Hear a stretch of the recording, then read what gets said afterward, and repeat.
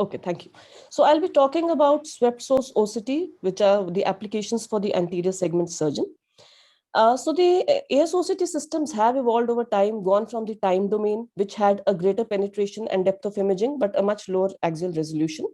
Then we went on to the spectral domain, where we had a shorter wavelength used. It had a limited scan depth and width, but a better axial resolution of close to 4 to 7 microns. For example, the Spectralis by Heidelberg, no financial interest.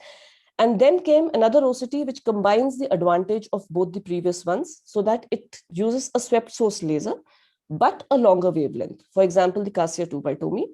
And this gives us the combination of both a greater scan depth and width, good axial resolution, maybe not as good as the spectral domain, but decent, and a very high scan speed, so which makes it very easy to do in children and patients who are a little uncooperative. And just examples of the image on the left showing you a spectral domain OCT where the depth, which can be imaged as 2 millimeters and the width is 6 millimeters. On the other hand, the swept source on the right side, where you can see limbus to limbus. So both these images are showing a patient with a phakic IOL, an ICL, where we are trying to measure the vault height. But we see on the spectralis, if we want to measure the lens, we have to sacrifice a part of the cornea, and we are seeing the angle to angle module. Whereas in the swept source, you can see the ICL, you can see the depth of the lens, and you can see the cornea from limbus to limbus. So the swept source OCT allows for a wider and a deeper scan, and the entire lens, including the posterior capsule, can be visualized. I'll just divide my talk into two little sections. A little bit about the applications of the ASOCT for the corneal surgeon. Of course, where the ASOCT, the swept source also is useful, but the others would also do. And the second part where the swept source scores over the other OCTs. So for example, in ocular surface tumors, ASOCT provides us an optical biopsy. These were two male patients in their early 40s with pigmented lesions very close to the limbus.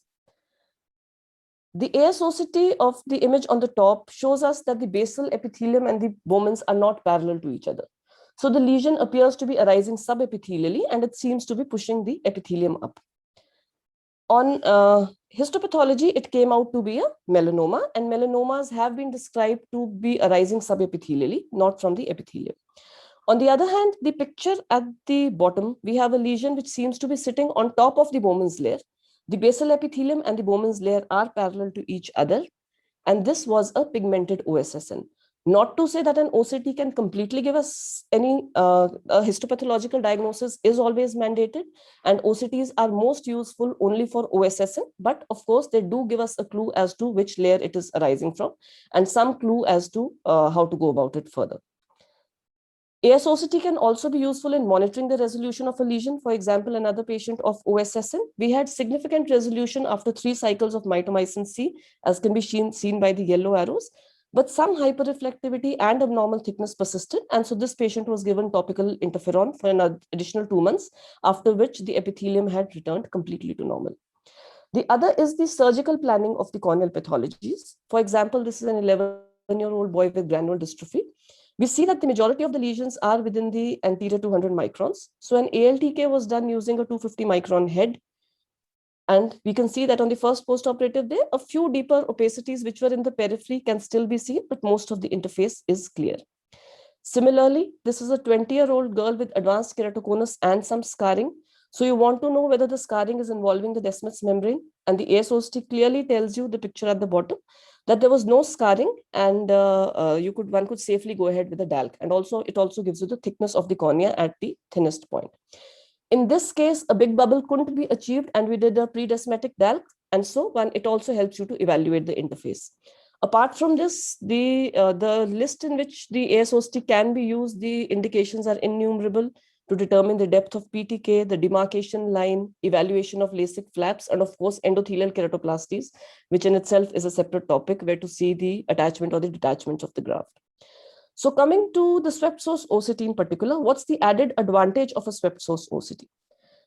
This is a beautiful example. This was a 70-year-old male who was referred with a post-operative non-resolving corneal edema. And one wondered whether it's a hard cataract, excess phacoPAR. One would think first of a Descemet's membrane detachment or a pre-op compromised cornea. So I had just sent my fellow there to I said, just please go and have a look at the ASOCT and tell me if there's a Descemet membrane detachment, because that's what I think it is. And she came back and very confidently told me, ma'am, no, I've seen, and there is no Descemet membrane detachment. So the cornea is edematous, but there's no Descemet membrane detachment. Now, what happens is I was not convinced, and so I got an SSOCT done. And we can see that the SSOCT, because of its ability to image deeper, picked up the DMD, which was mixed on the spectral domain because it was further away from the cornea. And we can also see that the center of the DMD is the center of the Descemet membrane seems to be missing here. So it's not that the spectral domain OCT did not pick it up, but it picked it up when we asked the patient to look in extreme upgaze, which we can see on the picture at the bottom. Whereas the swept source picked it up in the straight gaze and prevented the missing of this Descemet membrane detachment. So post C3F8 injection, we can see that the cornea has cleared in the periphery where the Descemet membrane was there. The central Descemet membrane was missing, so the edema is taking a little longer to resolve, and we are just waiting to see whether it will recover it on its own or do we need to intervene surgically. And the other real use where the ASS-OCT has come into being is the use for cataracts, be it white cataracts, be it posterior polar cataracts, be it traumatic cataracts. So I'll just go on to some of these images. For example, this was a patient who presented to my clinic. He was a known case of uveitis and he'd received intravitreal steroids around 2 weeks ago. And the patient reported with a sudden diminution of vision. And we can see how beautifully this OCT is showing in the breach in the posterior capsule. Surgery could hence be planned safely, and we had planned for a 3-piece IOL, and the IOL could be implanted safely. In white cataracts, there are lots of publications. What most of them emphasize on is that we need to look for the presence or the absence of fluid and also the status of the posterior capsule. For example, this is a young lady who has a swollen cataract. We can see how convex it is. But there are not too many fluid pockets. The small hyperreflective areas initially are the areas of lamellar separation. And in my experience, I would also like to hear the panelists on this. This is a cataract where even if you aspirate the fluid with the needle puncture technique, no fluid will come out. And so this would have a very high risk of an Argentinian flag sign, and I prefer to go in for a femtocataract, femtorexis in these patients. On the other hand, a patient like this with fluid pockets, if we do a needle puncture and aspirate the fluid first before going in for the capsular excess, that would kind of reduce the risk of a runaway capsule.